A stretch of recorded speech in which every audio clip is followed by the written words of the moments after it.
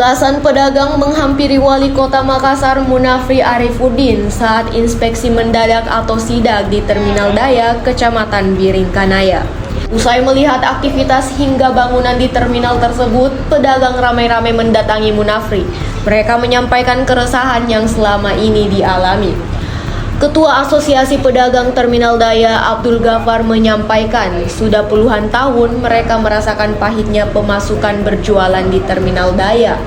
Hal ini disebabkan karena perusahaan otobus mengambil penumpang di jalan raya, sehingga aktivitas di terminal semakin sepi. Aktivitas jual beli juga sangat minim, beberapa pedagang bahkan memilih untuk menutup jualannya. Aktivitas angkut penumpang di jalan raya, kata Abdul Ghaffar, juga menjadi biang kemacetan. Justru itu menimbulkan masalah baru di Kota Makassar. Selain kondisi UMKM yang memprihatinkan, pedagang juga menyoroti infrastruktur terminal yang tidak layak. Menanggapi keresahan pedagang, Wali Kota Makassar Munafri Arifuddin mengatakan Pemkot Makassar berupaya mencarikan solusi atas masalah ini.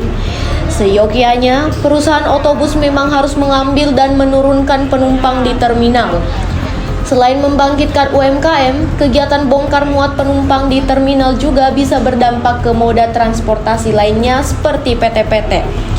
Saat turun dari bus, penumpang bisa memilih kendaraan sebagai feeder untuk mengantar mereka ke tujuan.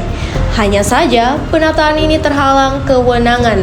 Kebijakan ini menjadi kewenangan pemerintah Provinsi Sulawesi Selatan. Direksi Perumda Terminal Makassar Metro diharapkan membantu mengurai masalah ini, sekaligus memikirkan solusi yang tepat, termasuk menyambung koordinasi dengan berbagai pihak. Munafri mengakui terminal bayangan menjadi pemicu sepinya aktivitas di Terminal Daya. Pelaksana tugas PLT Direktur Utama Terminal Makassar Metro, Elber Makbul Amin, menegaskan bahwa langkah pertama yang akan ditempuh adalah menertibkan operasional perusahaan otobus yang selama ini banyak melakukan bongkar muat di luar area terminal. Ia mengungkapkan saat ini setiap malam hingga pagi ada sekitar 2.000 hingga 3.000 penumpang yang melewati area terminal. Namun mereka proses bongkar muat dilakukan di luar, tidak ada aktivitas ekonomi yang menghidupkan kios-kios UMKM di dalam terminal. Elber juga menuturkan salah satu kendala utama dalam penataan terminal adalah aspek regulasi yang masih menjadi kewenangan pemerintah pusat.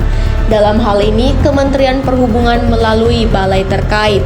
Terminal Daya saat ini memiliki luas yang cukup untuk menampung banyak armada PO, termasuk menyediakan ruang bagi moda transportasi lain seperti PT-PT, ojek, dan kendaraan online.